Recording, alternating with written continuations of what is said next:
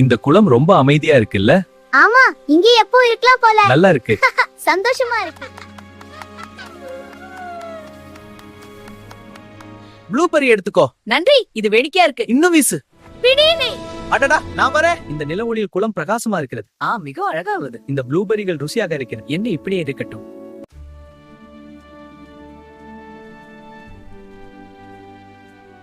நண்பா, உனக்கு இந்த ப்ளூபெர்ரி பழங்கள் வேண்டுமா?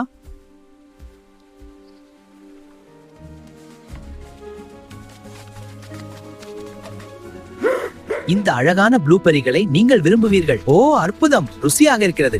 நாம் நண்பர்கள். நன்றி நண்பா. அவனிடம் நட்பு வைக்க வேண்டாம். பயப்படாதே நண்பா, நாம் இங்கு பாதுகாப்பா இருக்கிறோம். ஆனால் நான் இன்னும் பயமா உணர்றேன். கவலை வேண்டாம், நான் உன்னை பாதுகாப்பேன்.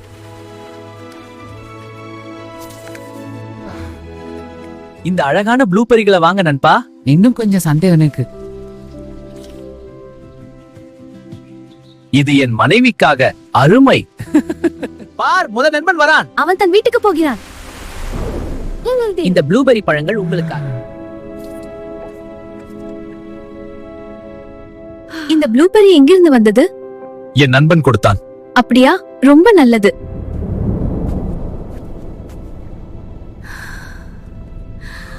இந்த ப்ளூபெர்ரி பழம் இவ்ளோ சுவையா இருந்தால் தினமும் இதை சாப்பிடும் குரங்கின் இதயம் இன்னும் சுவையா இருக்கும். குரங்கின் இதயம் எனக்கு வேண்டும். ஆனால் அது மிகவும் ஆபத்தானது. எனக்கு அது மட்டும் தான் வேணும். இப்பவே கொண்டு வா. என்ன செய்வதென்று தெரியல, குழப்பமா உள்ளது. நினைக்கட்டும், உன் வார்த்தையை நினைத்து நான் போகிறேன். கவனமாசில் வெற்றி பெறுவாய்.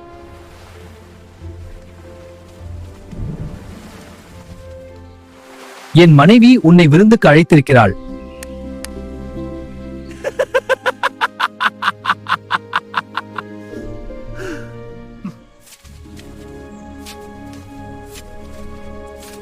பசுமையான ப்ளூபெர்ரிகள். ஏறிக்கொள் நண்பா. நல்லா இருக்கிறது. போகலாம், இது சாகசம். இன்று நீதான் எங்களுக்கு விருந்து. உன் இதயத்தை சாப்பிட போகிறோம்.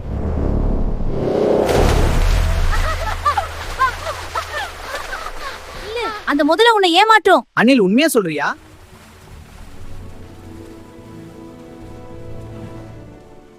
இத முன்பே சொல்லிருக்கலாமே.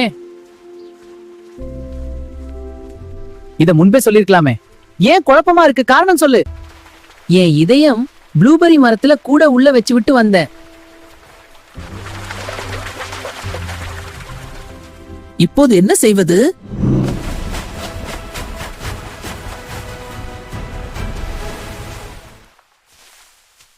இதயம் இல்லாம யாரும் உயிரோடு இருக்க முடியாது.